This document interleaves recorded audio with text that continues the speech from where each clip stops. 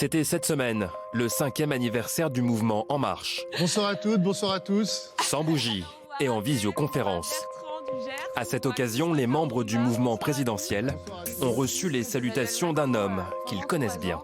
Mesdames et messieurs, on a le plaisir et l'honneur d'avoir pour vous un petit message de la part d'Édouard Philippe.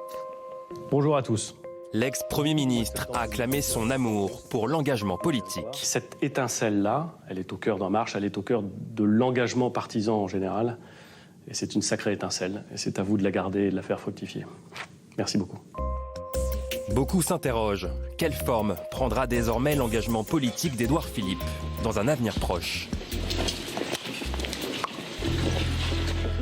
De retour sur son fauteuil de maire du Havre, Édouard Philippe veut aujourd'hui partager son expérience de chef du gouvernement.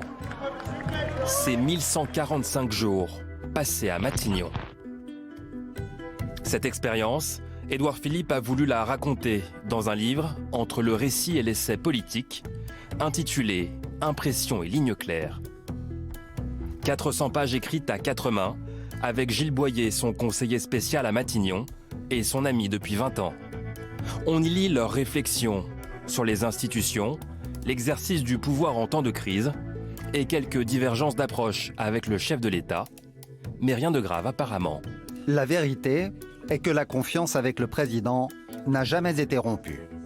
Sauf qu'Édouard Philippe ne dit jamais clairement s'il fera la campagne de 2022 aux côtés du président Macron. En grand amateur de boxe, l'ancien Premier ministre pratique régulièrement l'esquive. À chaque fois qu'on lui demande s'il rêve à son propre destin élyséen. J'ai été d'une loyauté que je crois, alors peut-être, pardon, je me surestime peut-être, mais que je crois absolue à l'égard du président de la République, parce que ça correspond à ce que je suis. Je l'ai dit, je le redis, je le réitère. Mais il se trouve que je suis aussi d'une très grande liberté de ton et de pensée. Très populaire dans les sondages, l'ancien chef du gouvernement consulte et vient de créer son micro-parti. Alors certains macronistes se demandent si Édouard Philippe le loyal serait capable de trahir, comme Emmanuel Macron avait lui-même trahi François Hollande avant de se présenter en 2017. François Patria est un fidèle du président. Emmanuel Macron me porte une amitié qui me touche beaucoup, qui m'honore beaucoup et dont je suis fier. Mais contrairement aux autres macronistes, le président des sénateurs LREM se dit plutôt serein. Non, ça ne m'inquiète pas aujourd'hui.